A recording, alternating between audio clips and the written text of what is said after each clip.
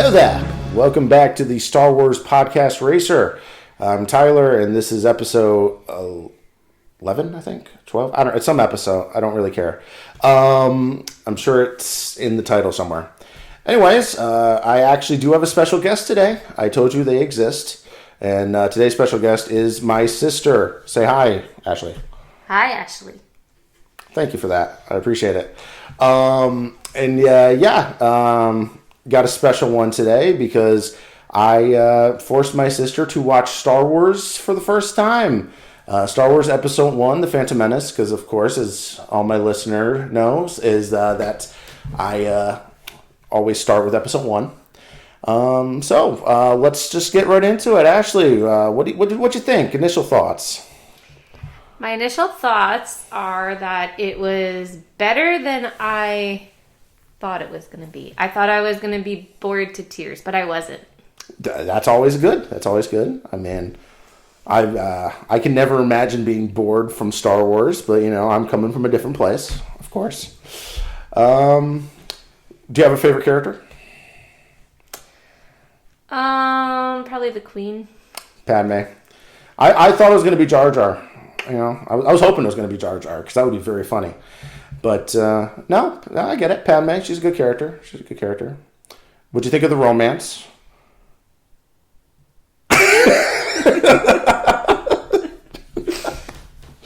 Yeah, a little different than I expected.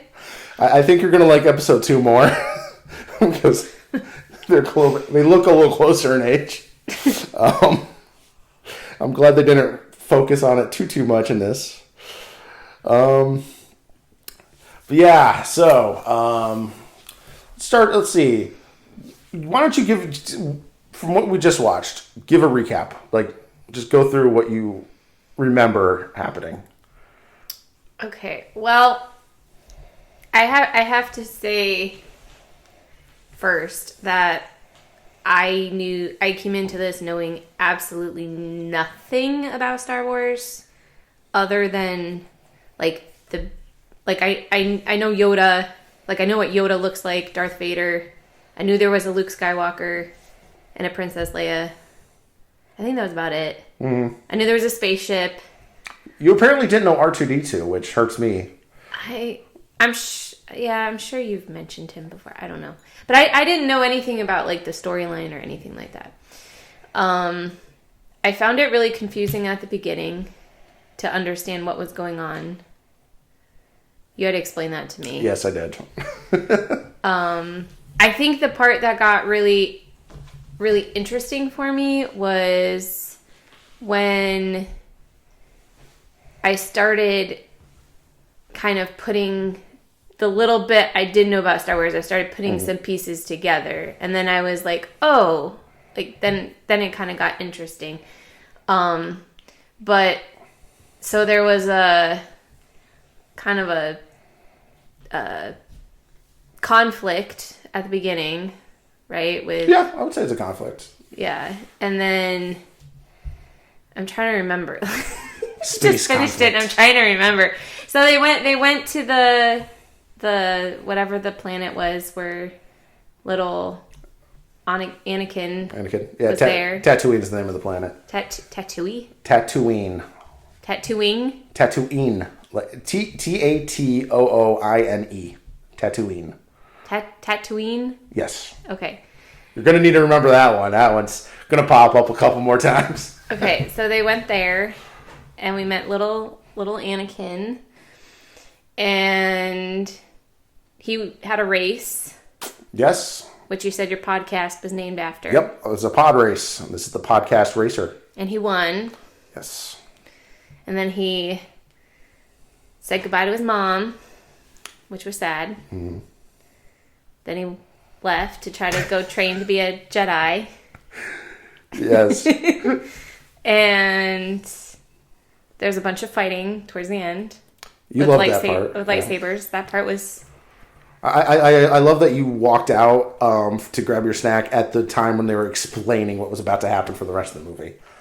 Yeah, that was perfect timing. That was perfect timing. It was funny. I knew it was happening, too. I could have stopped you. I didn't.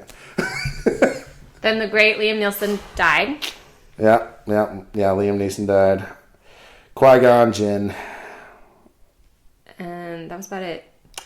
Yeah. And there was a lot of weird looking characters. I mean, there's a couple, I suppose. There was a lot. The whole movie was full of them. Well, I think we have different definitions of weird characters. Okay, non-human, non-animals. They were just like their own. You're kind of a racist, aren't names. They were weird. Some of them were weird. I mean, what's so weird about like Sebulba? Which one was that? He's the guy that was gonna win the race. That one that sabotaged Anakin. Oh. He walks on his hands. Well, technically it's his feet, but his feet are it's basically his hands and his legs are almost backwards, like the way he walks. Gotcha. Yeah. He's pretty cool.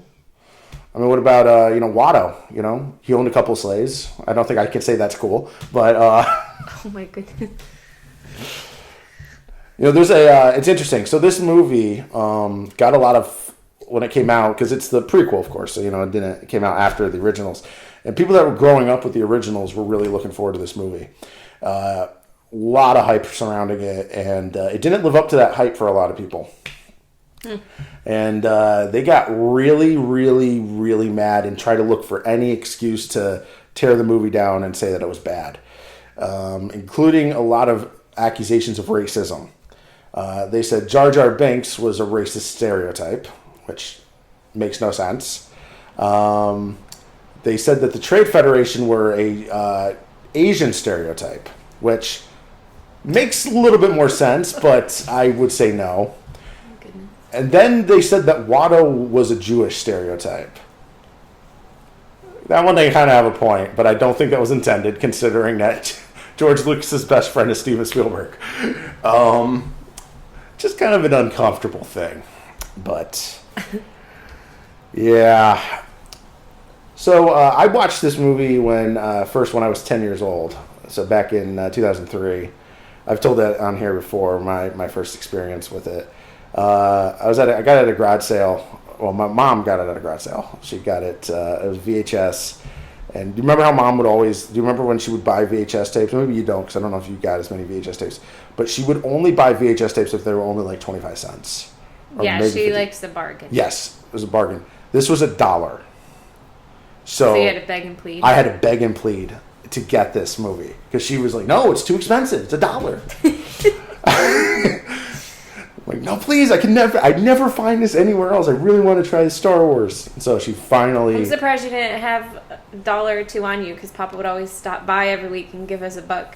Yeah, and I would spend it. I had already spent it. That was like the last stop on the garage sale. I mean, I already spent it on who knows what.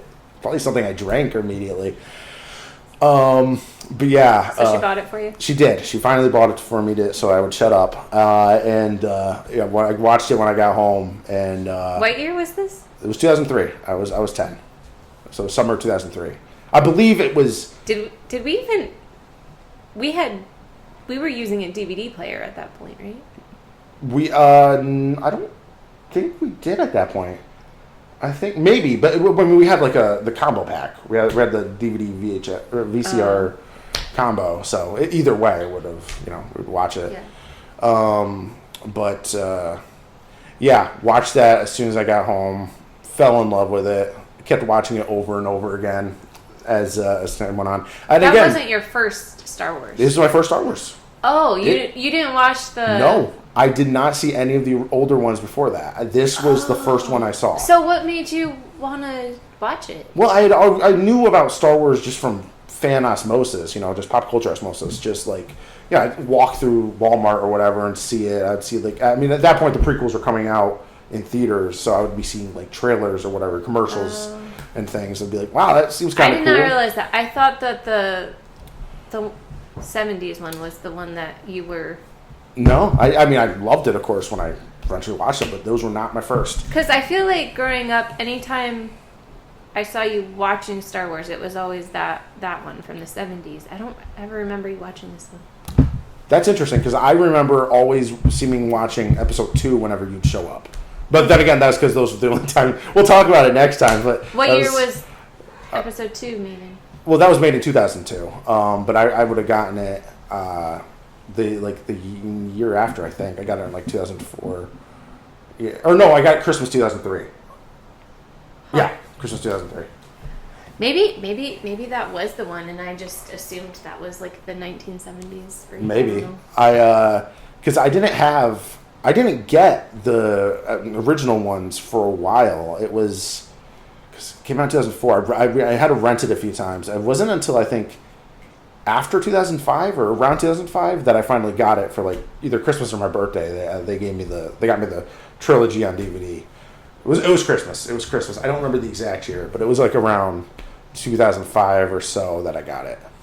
Wonder if that was around the time frame. I remember you were really into those plastic lightsabers for a while. Yes. You had all the different ones, and you knew like the different, I don't know, names of them, or like the characters who had them, yeah. And I was like, how the heck does he? I mean, they looked all the same, but you knew exactly which one belonged to which character. Well, I mean, they also said on the packaging when you bought it, it would say like, oh, this is Obi-Wan's lightsaber, this is Yoda's lightsaber. But I had Obi-Wan's lightsaber. I had technically EB had Yoda's lightsaber.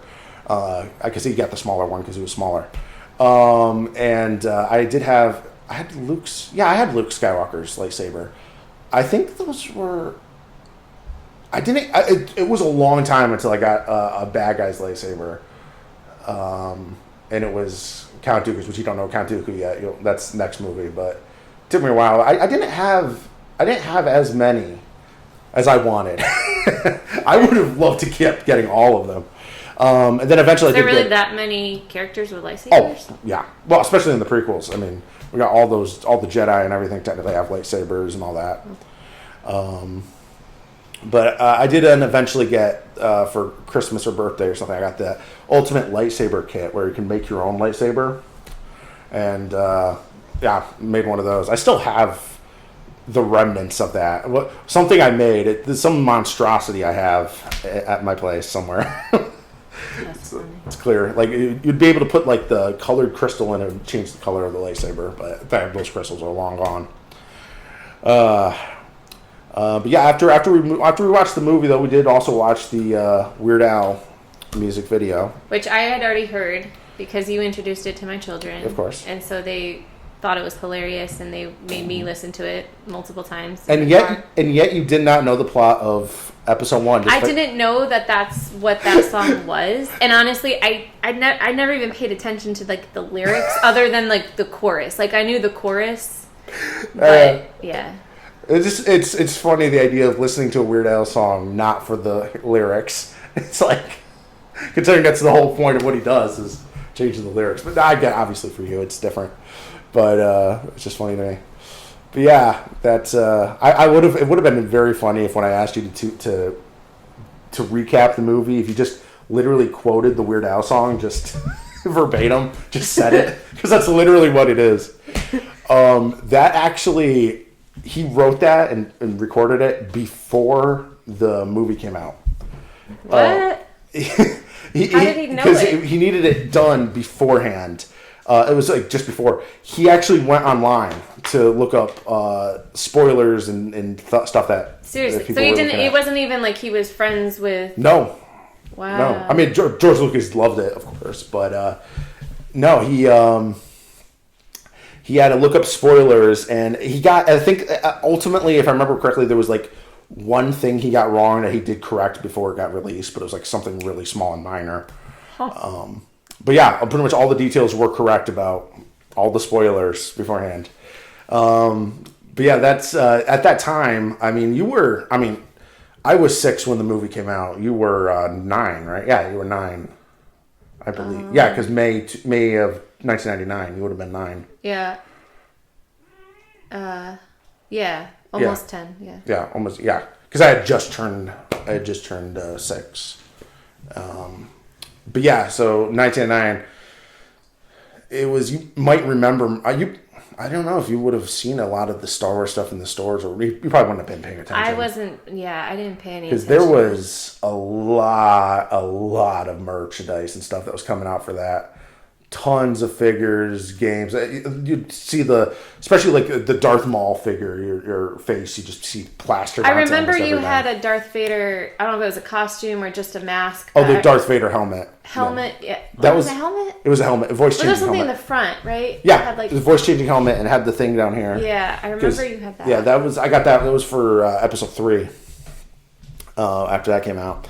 But episode 1 had a massive amount of merchandise, tons of books. I have a few of the books. I thought about bringing a couple of the books. And I'm like, nah. Yeah.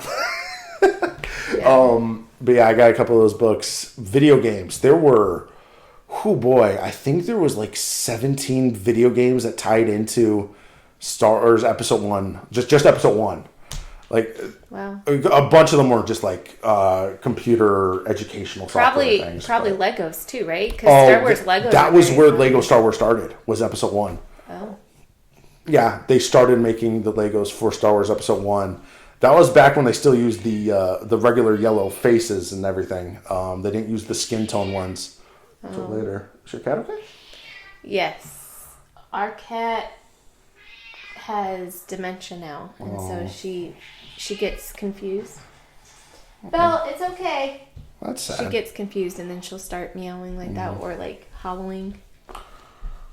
Poor thing. That's sad. So you didn't tell what you were impressed at the beginning of the movie, because I realized something right away. Yes. So Ashley was able to figure out immediately. Natalie Portman. She was able to figure out whenever Natalie Portman was as the queen or not. So she figured out the Padme twist basically immediately. Something I still can't. I look at them. I don't know. All these white women look alike. Okay. I don't know. They all look the same to me. I can't tell. I'm bad with being able to. I'm starting to be able to tell after watching this movie for how long would that be now? 25 years, almost 24, 23, something like that. How many times do you think you've seen this particular episode? A lot. I mean, I was because before I used to when I had it on VHS. It was the only one I had. It was the only Star Wars movie I had. So I was watching that on repeat over and over and over again. I'm pretty sure Mom and Dad bought me Episode 2 just so that there'd be something else to be playing besides just that one. It's countless. It's not the one I've seen the most, oddly enough, but I have seen it quite a bit. It's probably the one I've seen the third most, maybe the second most. But you said it's your least favorite. Right. I said it's most people's least favorite. Oh, most people. I have a lot of nostalgia for it because again, it was my first one. Yeah. To me, it's not. That being said, though, I do. There's a lot of flaws, especially with some of the writing and acting. There's things I would have done differently if I was making it, but it's probably like out of the 6, just doing the original 6. It's probably number 5 for me on the ranking. Yeah. Yeah. I kept telling you, but I was so impressed with the CGI and like the technology for the year, you say 99? 99. That to me blew my mind because I don't remember movies having that level of like CGI back in the 90s. Well, I mean, Jurassic Park in 93, but even then they still mostly used animatronics as much as possible, and then just used CGI for parts of it. Still was very impressive especially for. But I mean, you can even get like really fake looking CGI, and I felt like that wasn't.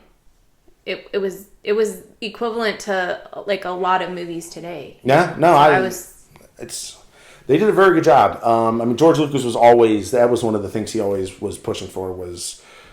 Visual effects and stuff, practicing with those. This movie was filmed on film, which we'll get into more. So it was harder at that time for if you record it on film, you'd have to then transfer that to a computer in order to do all those digital effects, and then you'd have to like transfer it onto film again. It was difficult. It's actually something interesting about George Lucas too. He actually created the modern editing software stuff. Really? Yes, he back in the day. I mean, if you were going to edit, you were basically literally taking those, like the actual film, cutting it and pasting it together and stuff like that. He created a way to do it all on the computer. So modern editing software. He actually created. He also created Pixar. I don't know if you know that. I did not know that. Yeah, he created. So he had ties with Disney long before he sold the. Okay, Star well, Wars. I mean, he created the Pixar division, and they were just like mostly just working on like the software side of things. The Pixar division was like, okay, we like this. We kind of want to make our own like shorts. We like making the shorts. We like focusing on like stories and maybe making movies someday. And George Lucas was like, I'm not really interested in doing that with this division. So he sold it to his good pal Steve Jobs, the guy that created Apple. And so Steve Jobs was the one that owned Pixar when Pixar made the deal with Disney and everything. I never realized he did anything other than Apple. Oh, yeah. No, at that time, he wasn't even with Apple. He had gotten ousted from Apple for a while. And then Apple was really going downhill, and they had to bring him back. Okay, fun fact. This has nothing to do with Star Wars. But when I was in elementary school, we had... we had Macintosh computers, which I believe was what was his company before Apple. That is Apple. Apple. Yeah, it was Macintosh. Well, first, right? No. Apple made the computers, and the computers were called Macintoshes. That's why this is a MacBook, Macintosh book. I gotcha. Well, it said Macintosh, and it had like a rainbow Apple emblem. Yeah, Macintosh was the computer that Apple made. And it was like it was a black screen with like orange type, but like there was no color in it. Like it was weird. Did they? Because that was in elementary school. Did they? Yeah. They still have, were they still using those when I was? I don't know. I mean, this was probably. I don't remember. Because I remember using the computers at like times. 1996, probably. Yeah, I remember using the computers at times. Because I mean, I was only there for kindergarten through second grade, but I'm sure they probably updated it. I'm just now wondering if it was a Mac or it was a PC. I'm not sure. That has nothing to do with this. No. Yeah, I think. I was going to also mention, like, so before, so obviously the episode 6 was the last of the original trilogy that was made in 83, and then this was in 99. So there was, quite a bit of a gap there. So around the early 90s, actually around 93, when Jurassic Park was being made, and that was like some of the first CGI or whatever, that was about the time when George Lucas was like, all right, I think technology has kind of worked up to the point where we can kind of make the movies I was hoping to make.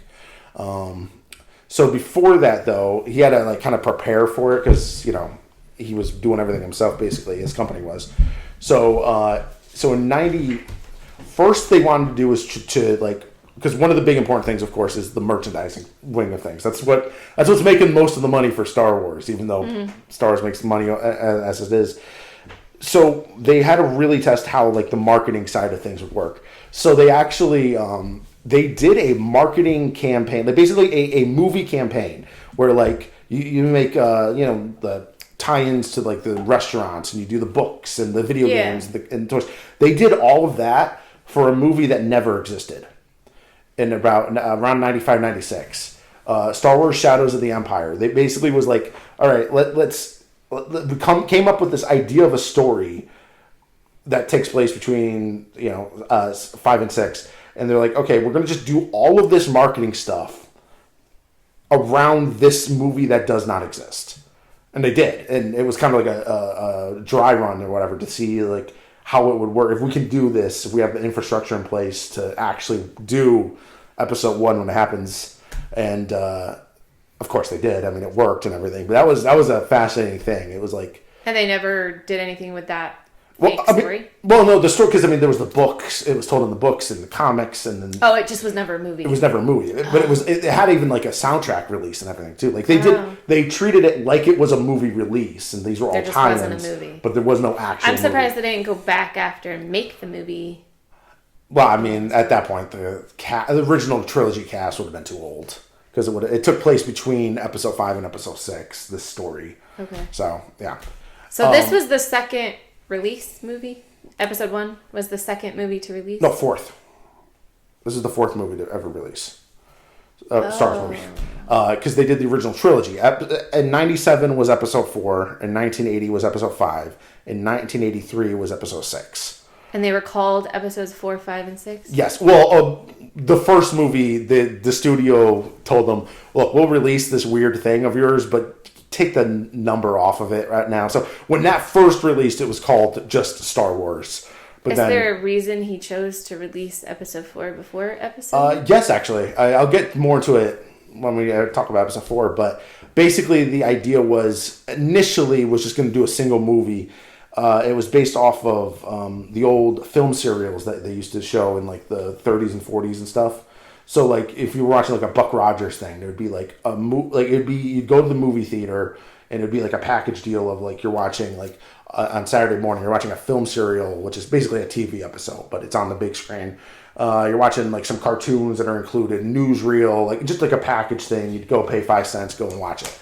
So they would do these film serials that were like 15 parts, 16 parts, 20 parts, whatever, that essentially were telling a whole story, but separated into these episodes. Yeah, and they would always start off with like, episode 4, and then it would give you like the name of the episode, and then it'd tell you everything that you missed out on, in case somebody missed last week or whatever. It tells you where everything is. That's where that whole thing came from. That's why it's Star Wars Episode 1, Phantom Menace, and it tells you the backstory. Huh. Yeah.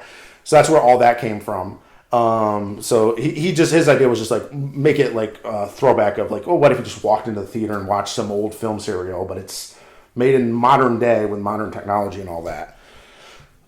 Which is why he started with just some random episode later on. And then afterwards, he when it became popular and he knew he could do all these sequels and all these other things, he kind of like really buckled down. It's like, what is this story going to be? Kind of came up with the rest of the story. That's interesting. Yeah. And then so again, like around 95, 96, they did the dry run. This movie came out in 99. And then one last thing to try to help tie everything together is in 97, which was the 20th anniversary of Star Wars, they did the special editions of the movies where they added CGI effects. They fixed over some of the other effects and everything. So yeah, the original trilogy would tie in a little bit better. And also they were, again, just kind of doing a little bit more practicing for like Star Wars designs so that then when they did episode 1, make sure it's as perfect as possible. And yeah, they filmed it, I believe they filmed it in 97, which is actually kind of shocking because it took like about 2 years of post-production or something, which is pretty rare actually for most movies. Most movies it's just like a year of post-production or so. All the other Star Wars movies were only like a year. But yeah, this one they spent a little bit of extra time just to make sure, again, just everything was as perfect as could be. And did really well in theaters, just not as well critically and especially with fans at the time. But people my age, we loved it. But I think that's pretty much it for right now. Any other final thoughts about the movie? I have one final question for you. Sure. So you said we're going to end up watching episodes, was it 1 through 6? Yes. So can you rate for me based on like the episodes that you're most, like you think I'm most going to like to least? I think you're going to like episode 2 a lot. Okay, so 2 is your number 1. Episode 5, I think you're actually going to like more than you think as well. Okay. 3, maybe. 3 is a bit of a downer of an ending, and arguably, so maybe not because of that, but it's got some good drama in there for you. Episode 4 and 6 are the real ones. I'm not sure for you. I think 4. I think you might like 4 the least, just because I don't know. Because 4 doesn't really have as much of the drama thing. It's more focused on some of the action and just the basic. That's why I love it the most. It's my favorite of the movies. It's my favorite movie of all time, actually. But